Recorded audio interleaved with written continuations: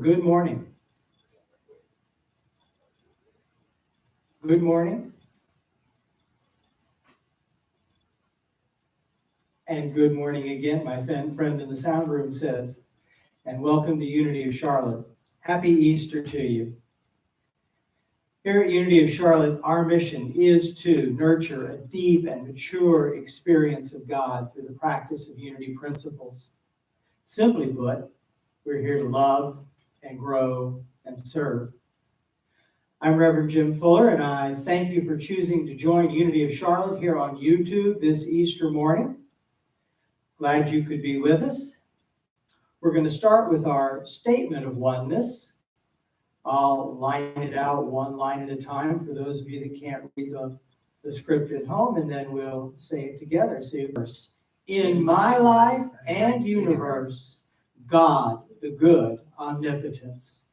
God, the good omnipotence. So it is. I'll invite you to just close your eyes and join me in a brief opening prayer. A prayer of thought today. Very simple thought. God is with me. I live and move in God. God is with me. God is with all of us. We live and we move in God. God is our source of life, the life within. God is the air we breathe, the food by which we are sustained, the water which renews and cleanses us. God is in all things. In all things. God is our home, the places we live and move, and the Spirit also that directs our actions. God offers me God's thoughts, and guarantees my safety and the care of our Creator. That even in times when we seem to be by ourselves, we are never, ever, ever alone. For the presence and the Spirit of God is with us, around us, and within us, blessing us. Let us remember on this Easter, God is with us. We come up here and sing a little something, but Lawrence, I need to move this over or you're not going to be on the camera, my friend. Can you do that? Very simple. There you go. You are there.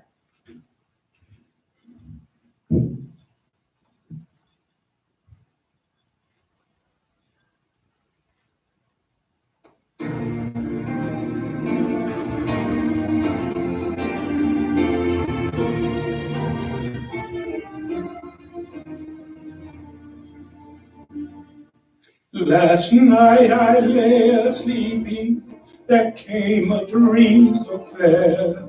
I stood in old Jerusalem, beside the temple there.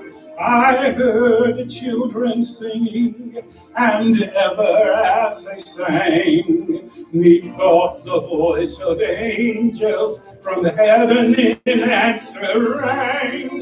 Methought the voice of angels from Jerusalem, lift up your gates and sing, Hosanna in the highest, Hosanna to your King. But the dream was changed, the streets no longer rang. Hushed were the voices of children that they sang. The sun grew dark with mystery, the morn was cold and chill, as the shadow of a cross arose upon a lonely hill. As the shadow of a cross arose upon that lonely hill. Jerusalem, Jerusalem. Hark, how the angels sing, Hosanna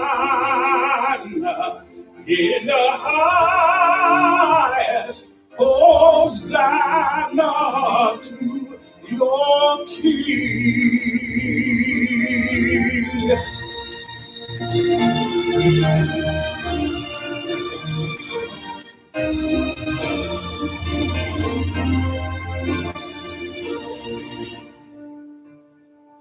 And once again, the scene was changed. New earth there seemed to be. I saw the holy city beside the tideless sea. The light of God was on its streets. The gates were open wide, and all who would might enter. And no was that light or sun to shine by day. It was the new Jerusalem. It would not pass away. It was a new Jerusalem. Jerusalem, sing, for the night is o'er. Hosanna in the highest, Hosanna forevermore. Hosanna in the highest, Hosanna forevermore.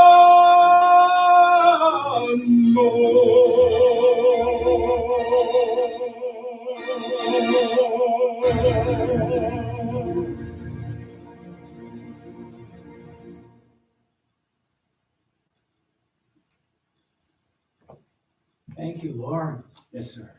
Thank you. Wow. Wow. That was beautiful. Well, if you're just tuning in, thank you for joining us online. If you're on the channel, and also to like Unity of Charlotte on YouTube. That helps others find their way to us and helps you find your way back. And we look forward to being here with you and having you here with us in a very future day, very near date in the future. If you're coming later on, when we're back to our regular schedule, we have a children's program that runs at the same time as children and having them be a part of this Sunday experience. If you or anyone you know needs prayer at this time, and I imagine there's a lot of us that could use a little prayer help right about now, you can go to the Unity of Charlotte website, unityofcharlotte.org, and you can click on the share a prayer link.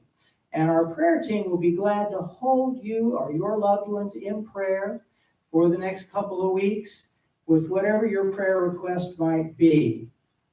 And you can also, if you want to have prayer with a person, you can also go to Silent Unity, Unity's online prayer service. It runs 24/7. You simply dial 800-NOW-PRAY, NOWPRAY.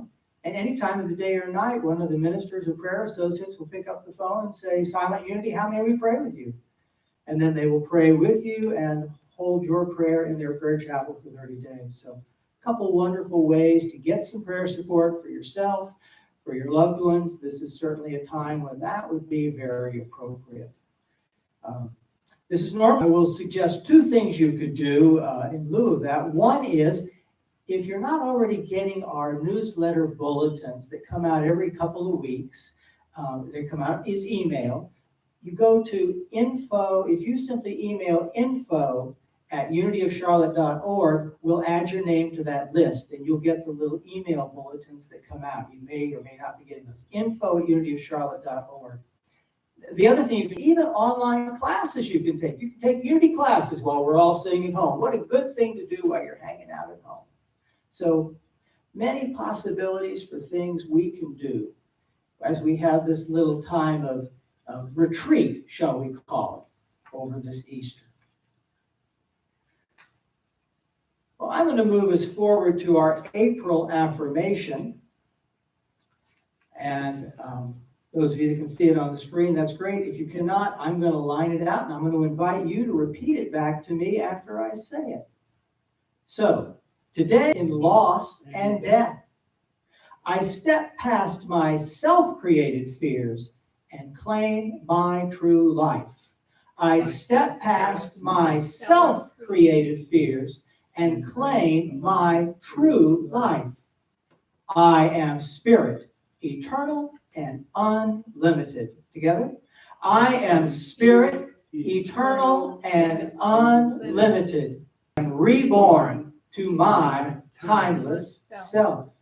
And so it is.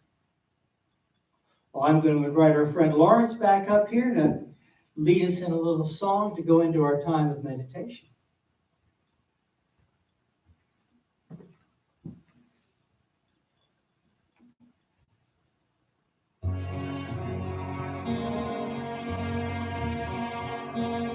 Be still and know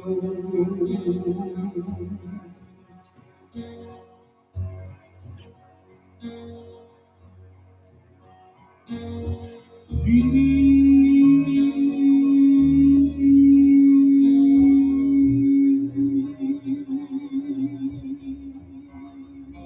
still. Still.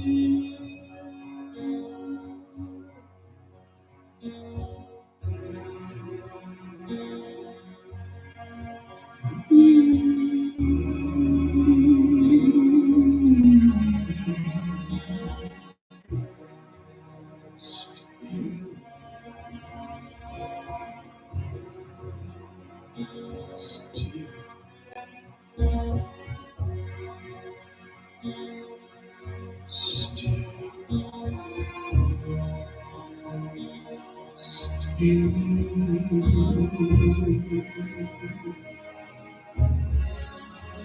Be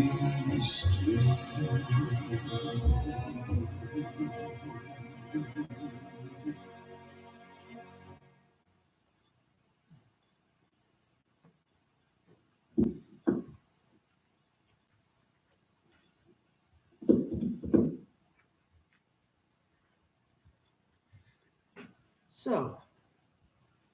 So wherever you are, wherever you're sitting right now, if you're able, just take a moment and softly close your eyes. And take a couple nice long breaths and let your body begin to relax. You'll know if you've softly closed your eyes because your face will begin to relax. And you'll feel that tension flow out of the body. And with each breath, you can simply become more present in the spot where we are right now. Wherever you may be sitting or resting, wherever you are, just be still, be right where you are. Don't try to change a single thing. And let the mind and the body begin to just slow down a bit.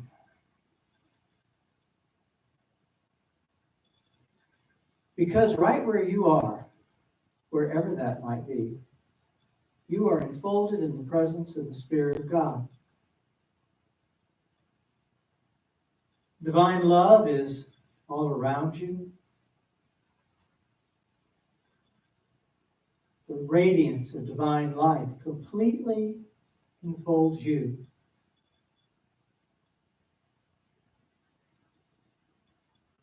And that same radiance shines forth from the center of your being, wherever you might feel that today. That same life, that same radiance shines out of the center of your being, for you are a part of God's creation. The Spirit of God, the life of God, the light of God is alive in you and shining forth from you, whether you sense it in this moment or not. Just know it's there. Breathe into that thought. The light and the life and the radiance of God shining forth from you, blessing all people, all things, everywhere.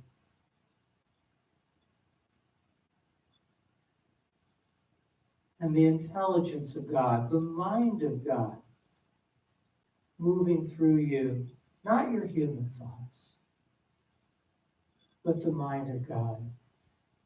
The sacred thoughts that move in and through each one of us all day long, all night long.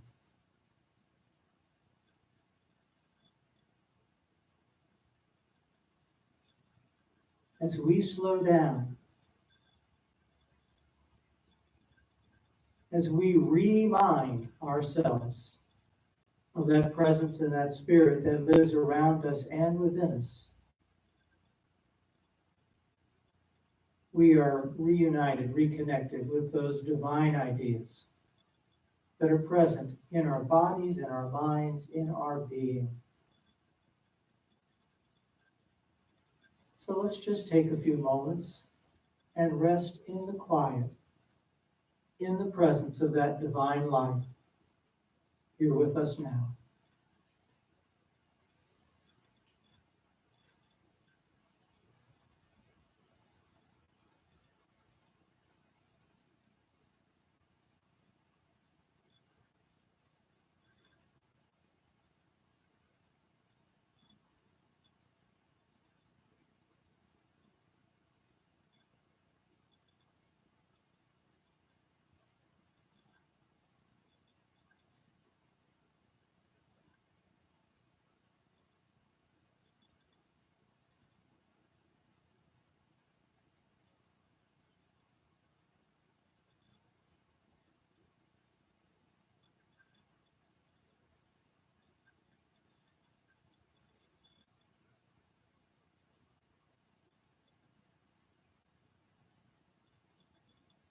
As we continue,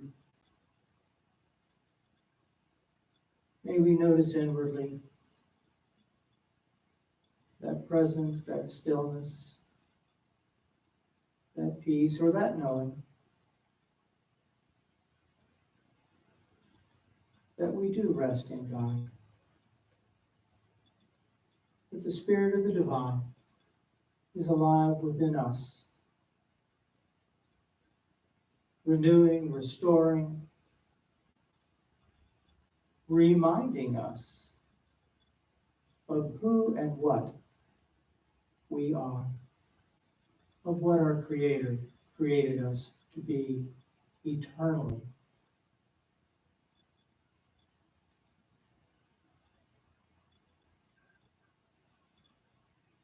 And as we remember this for ourselves on this Easter morning,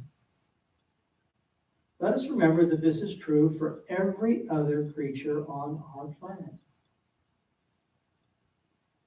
For all of God's children, everywhere, and even for those who have moved beyond this life.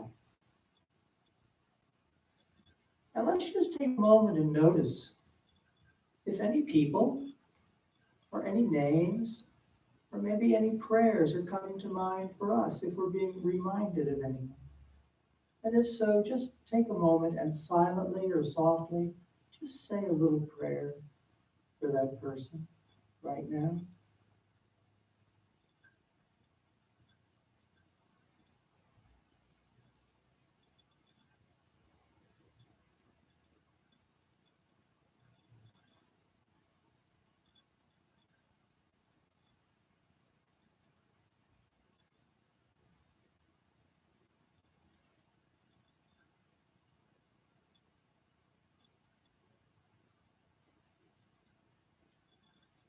And as we allow those names and prayers to continue,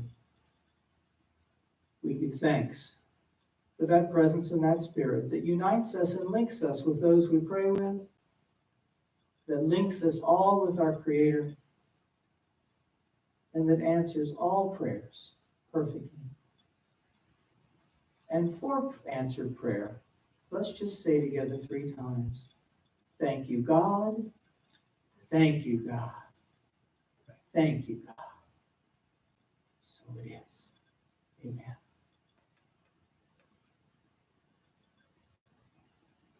Well, I'll invite you to begin just to bring your attention back here gently to where you're sitting.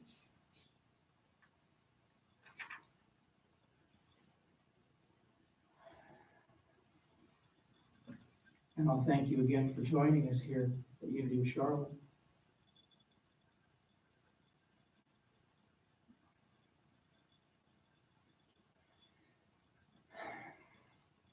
So, today we celebrate Easter in kind of a unique way.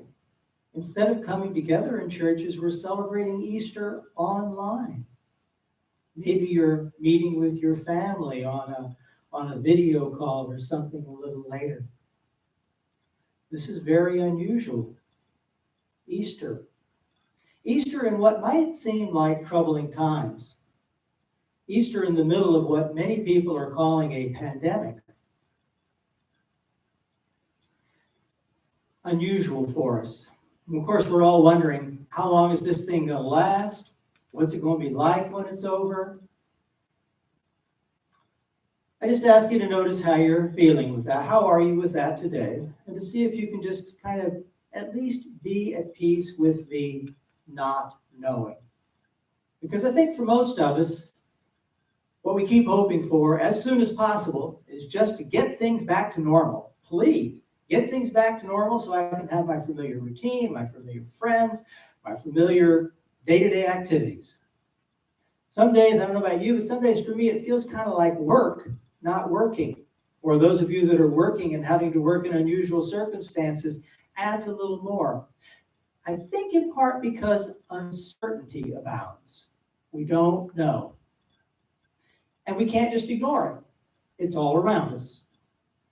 So we're having to live in uncertain times, maybe troubling times for us, times when we're feeling not clear. As I thought about that, I realized, looking back on my life, that often when I've been in uncertain or troubling times, those have been the times when I have made the greatest strides forward in my life. Strides forward in my personal life, strides forward in my spiritual life. So I invite you to consider that despite the inconvenience, despite the uncertainty, maybe there are gifts being offered us in this time. Will we be here to receive them? I'm going to share with you a little poem by a Sufi mystic known to us as Rumi. It's often called the guest house. Here's what Rumi writes. This being human is a guest house. Every morning, a new arrival. A joy, a depression, a meanness. Some momentary awareness comes as an unexpected visitor. Welcome and entertain them all. Even if they're a crowd of sorrows who violently sweep your house empty of its furniture, still treat each guest honorably. He may be clearing you out for some new delight. The dark thought, the shame, the malice, meet them at the door laughing and invite them in.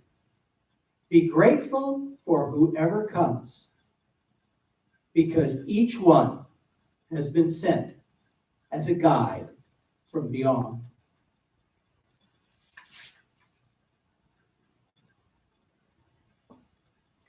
Well, at Easter, of course, we celebrate the resurrection of Jesus, a day for celebrating the power of God life, overcoming the fearful specter of death. How timely.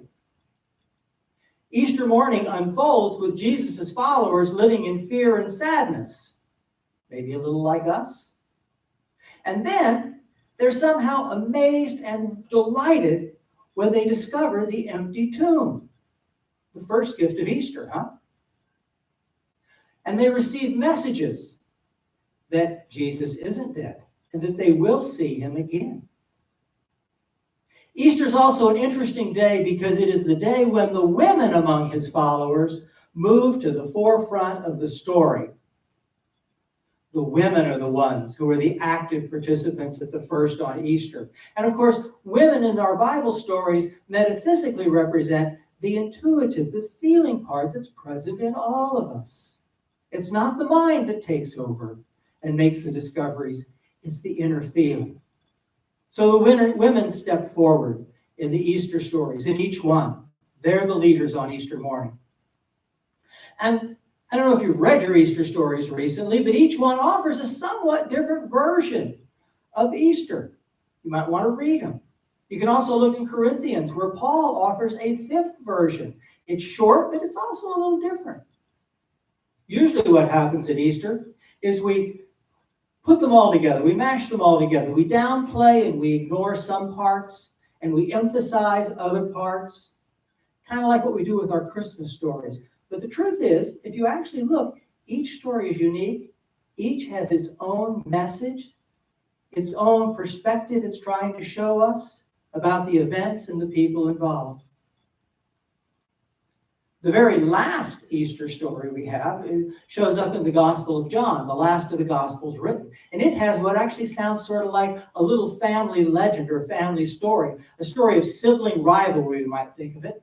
It's a foot race between Peter and the beloved disciple, known to us as John, to see who can get to the tomb first. They're trying to outrun each other. Of course, the interesting thing is, it's who can get to the tomb second. Because you see, the women have already been there. Remember that. Remember that. The key message, though, in all of the stories is that Jesus has somehow moved beyond the limits or the cycles of birth and death. He has somehow moved beyond, transcended the cycles of birth and death. And that brings me to the next thing. The time between our birth and our death, your birth and your death, my birth and my death, is like a little circle in which we live. Now, sometimes the circle seems pretty big. It may seem expanding. It may seem filled with possibilities. Other times, we feel that circle beginning to close in on us or close in on those we love. So in our families and communities, we celebrate births, the entering of some new person into the circle. And we mourn the deaths of those leaving our circle. Churches traditionally do the same thing with Jesus at Easter. Well, they start at Christmas by celebrating his birth at Christmas, right? And then they mourn the crucifixion at Easter. And you've got to admit, Easter itself sometimes feels a bit unfair. Although we know that Jesus transcends death, he is said to ascend into the heavens, into life itself, there's an underlying feeling of loss somewhere in there very often. Fortunately, each of the Gospels, including the amended or extended version of Mark, goes on to tell about how his followers experienced him after his death, his seeming death, how they experienced him spiritually, how they may have experienced him physically. And of course, these experiences don't end with the Bible. People throughout history, including Unity's Charles and Myrtle Fillmore, reported experiencing the presence of Jesus, both spiritually and physically. And we know that he's not the only one that's been experienced in that way. You see, I think the core of Easter is a reminder that death is not an ending. I often say that Easter for me is we don't die day. It's a reminder that nothing can limit who and what God has created, who and what we are and what God sustains. Personally, for me, the ultimate symbol of Easter is not the cross. I've never cared for the cross as a symbol. For me, the symbol is the the stone, the heavy, seemingly immovable barrier that is rolled away from the tomb. Rolled away. An obstruction that no longer limits Jesus and perhaps no longer needs to limit us. A couple weeks ago, I spoke about viruses going around. I spoke about a second virus going around, not the COVID, but a thought virus. It's a thought virus that infects the minds of God's holy children, of us. It tells us that we are mortal beings, born to live and die within a very small circle, born to grow old and sick and then move on. Easter for me, at least this year, represents the overcoming of that mind virus. Yeah, I know, it feels kind of uncertain, all that's going on. And we tend to worry because we don't really know. I mean, let's face it, we don't know that much about living, much less about dying and what goes beyond. And because our understanding is unclear, we get anxious. Using Easter terminology, we are in that dark place that we might think of a tomb, but not a tomb of death. It's a tomb of not knowing. Not knowing. The tomb we face today, that's what we're living with right now. Now, one of the ways we deal with not knowing, one of the days we deal with not knowing is we make up stories and we tell ourselves stories. You know, for many people, there's the story of St. Peter at the pearly gates, where all the good or saved people get to enter. The heaven where they go in and they sit on clouds and sing praises to God while angels play harps. You know, Jesus never taught that. Most people don't believe that. But for many, it's all they have, that story. They have that or some other story they've made up for themselves. It's a story. 2 weeks ago, I was here and I promised to tell you something about many resurrections at Easter. If you remember that. Not just Lazarus, a little ways before, not just Jesus at Easter, but many resurrections. This comes out of the Gospel of Matthew. It's one of those pieces that gets ignored. It's a story, I will probably tell you that, but it's symbolic and it's important. Matthew 27, 51 to 53. Jesus has just spoken his last words on the cross and has released his body, so he's free. And Matthew goes on to say, at that moment, the curtain of the temple in Jerusalem was torn in two from the top to the bottom. The earth shook, the rocks were split. The tombs also were opened, and many bodies of saints who had fallen asleep were raised. After his resurrection, they came out of the tombs and entered the holy city of Jerusalem and appeared to many. Now, if we look at that story about the earthquake and the curtain inside the temple in Jerusalem tearing from top to bottom, we're going to see metaphysically that it represents the opening of what seems to be a barrier between the spiritual and the physical. In the temple, the curtain in the temple of Jerusalem is what separated the Holy of Holies from the outside part where people were. That space has been opened by Jesus as he moves forward. And, according to Matthew, many saints who had fallen asleep, as Jesus said about Lazarus, fallen asleep, are awakened. They come out, and when he resurrects, they resurrect with him. Now, saints in this case doesn't mean like saints of the Catholic Church. It means observant Jews, devout Jews, because these are all Jews. Many devout people come back. They experience resurrection together.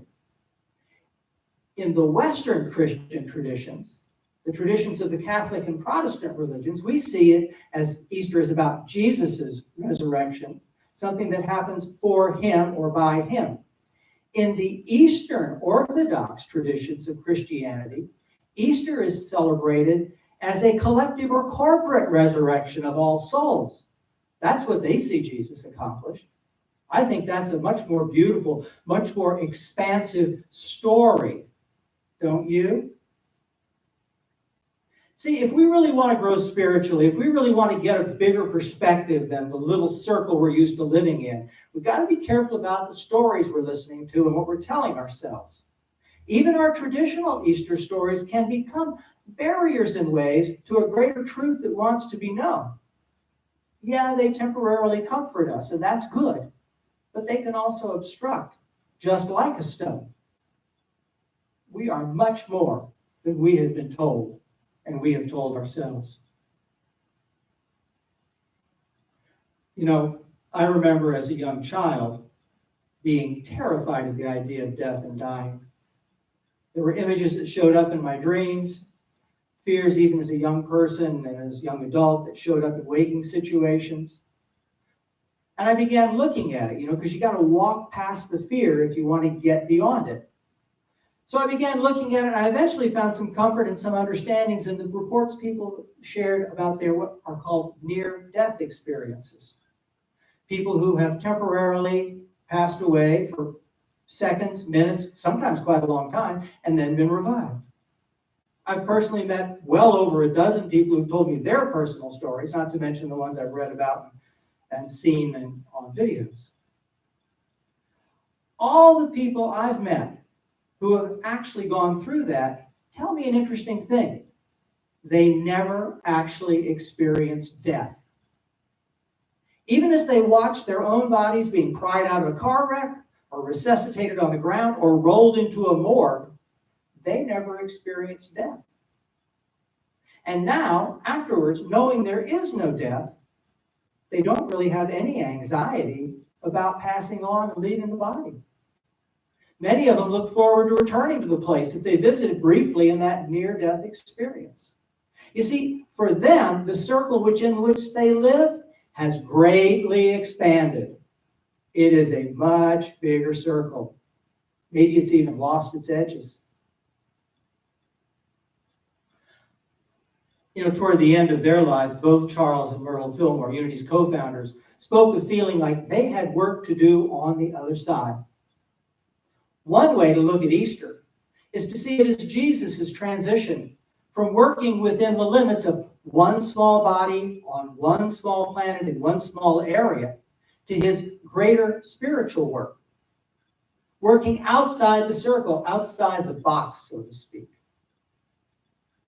I suspect that even the best of the stories we currently tell ourselves will fall well short of the experience that we have when we move past the confines of our little stories. I know that today most of us are pretty darn attached to these bodies and trying to keep them healthy, attached to the bodies of those we love. But are we willing, at least in our minds, to walk through the fears, to walk through the unknowing, and to discover what lies beyond, what lies ahead for all of us? Most of us have been raised with stories from the Bible. They're kind of a combination of two things. They're a combination of religious traditions and rituals, and also mystical teachings. Teachings involving insight from people who've had God connections. I suspect the Easter stories we find in our Bible are somewhat of a mix of both. I mean, how might you attempt to explain resurrection to people in first century Judea, to fishermen and farmers who knew nothing? How might we attempt to understand things like resurrection in our scientifically based culture of this century? Is it about the resuscitation of dead bodies, Jesus's or ours? Is it about physically ascending to some distant heaven somewhere off elsewhere? Or is it about maybe something completely outside our little current circle of stories? I'm going to close with a little reading from what I call the fifth gospel, the Gospel of Thomas, an early collection of Jesus' sayings. Some of you are familiar with it. It includes many stories and sayings that we're familiar with from the other Gospels, and some additional ones. It's 114 sayings. Based on my readings and the research that's been done on the Gospel of Thomas since it was discovered in the last century, I'm pretty sure that it was written before the Gospel of John. So it's an early collection of writings. Here's one of the teachings that I find particularly inspirational, a little pointer.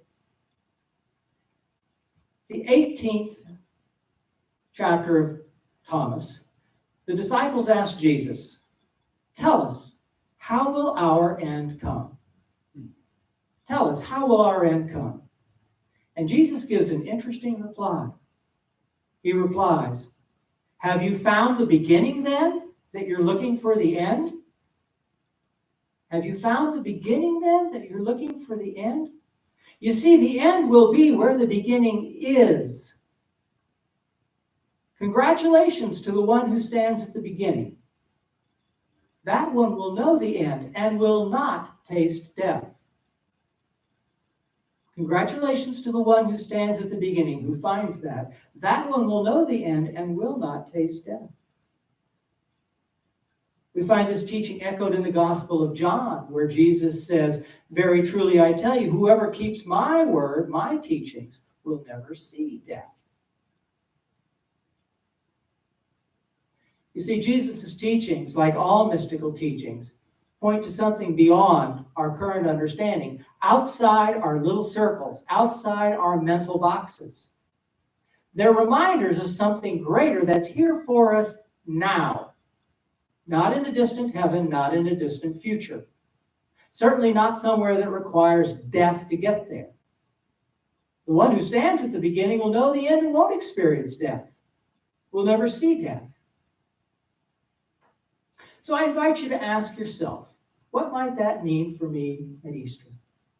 What might that mean for me this Easter?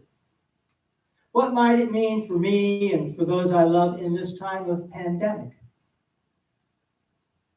Are God's children, God's creations, subject to sickness and death? Or is that simply another story we have made up and told ourselves? A little mind virus of our own making.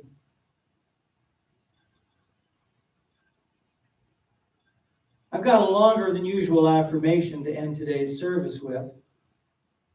I'm going to say it out loud and invite you to say it after me. And it'll show up on the afternoon video, easier to read. I am God's creation. Together, I am God's creation. God has not limited me. God has not limited me. And so I am not limited by any thought or thing, not even death. And so I am not limited by any thought or thing, not even death. I am an expression of undying God love. I am an expression of undying God love, of undying God life, of undying God life. Always and forever, I am God's whole and perfect creation. Together? Always and forever, I am God's whole and perfect creation. Just close your eyes and let that energy settle in. I'll read it to you one more time. Hear this as your words resonating in your heart, in your mind. I am God's creation. God has not limited me. And so I am not limited by any thought or thing, not even death. I am an expression of undying God love, of undying God life. Always, forever, I am God's whole and perfect creation. Always and forever, I am God's whole and perfect creation. And so it is. Amen.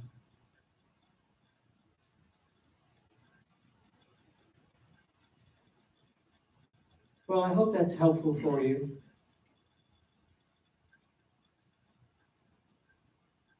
And I hope I'll see you next week. I'll talk a little more, I think, about Easter, about what's going on in our world next week. If we can begin to see outside our stories, we can begin to have an experience outside our own stories. That, in spiritual terms, is called healing.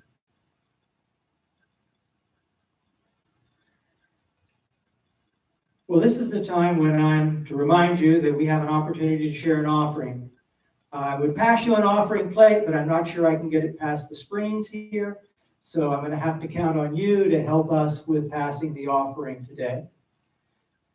You have two ways that you can help with an offering.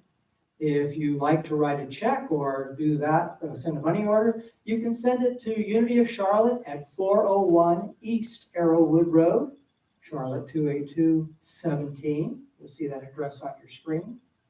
401 East Arrowwood Road, Charlotte 28217, Unity of Charlotte. The other thing you can do, and what I've already done this morning, is I went to the Unity of Charlotte website on my phone. And I just went to unityofcharlotte.org. I clicked on the little link that said donate. It's secure, it's very simple. And I made my usual offering, so the church gets my regular offering just like it does, whether we're having services online or here. I made my regular offering. Actually, I put a little extra in because, I know the church could use some help right now. So I made my offering at unityofcharlotte.org through the donate button. Simple, easy. Maybe you could do that at the end of this service. We would greatly appreciate it. It would keep us here and have us here for you when we're allowed to all come together and celebrate together again. Right now, I'll invite you to hold whatever you're planning to share, or imagine holding whatever you're intending to share in your hands, and just share this prosperity blessing with me. I'll say it, and then you can say it after me. Joyously, I give this gift. Joyously, I give this gift. Knowing the divine presence multiplies and blesses. Knowing the divine presence multiplies and blesses all that I am, all that I have, all that I give, and all that I receive. All that I am, all that I have, all that I give, and all that I receive. Thank you, God. And so it is. And I thank you all for your support and for being here with us. We're going to close with our prayer of protection. And then my friend Lawrence is going to come up here and send us out with a beautiful song that's got some beautiful power and a beautiful message for us all at Easter. So our prayer of protection goes like this. I'll line it out, I'll say it, and then you can say it back with me.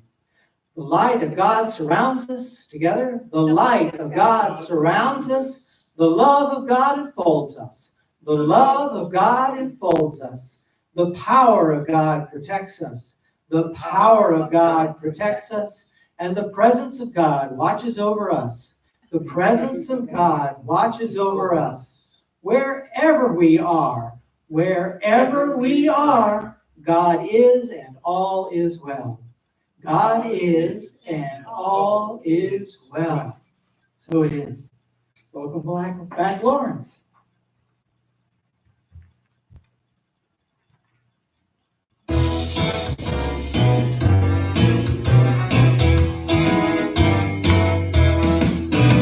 It was early one morning, just about the break of day. Angels came from glory, and they rolled that stone away. When the women came along, found that Jesus was gone. Ain't no grave gonna hold my body down. Oh, ain't no grave gonna hold my body down. No, no. Ain't no grave gonna hold my body down. Well, when that first trumpet sounds, I'm getting up out of this ground, 'cause ain't no grave gonna hold my body down. Go yonder, Gabriel, stand on the land and see. I want you to blow that trumpet. Oh, you got your orders from me. End of day and almost done. Yes, that day is coming on. Ain't no grave gonna hold my body down. No, no. Ain't no grave gonna hold my body down. No, no, no. Ain't no grave gonna hold my body down. Oh, when that first trumpet sounds, I'm getting up out of this ground. Ain't no grave gonna hold my body down. No, ain't no grave gonna hold my body down. No, no, no, ain't no grave gonna hold my body down. Oh, when that first trumpet sounds, I'm getting up out of this ground. Ain't no grave gonna hold my body down. No, ain't no grave gonna hold this body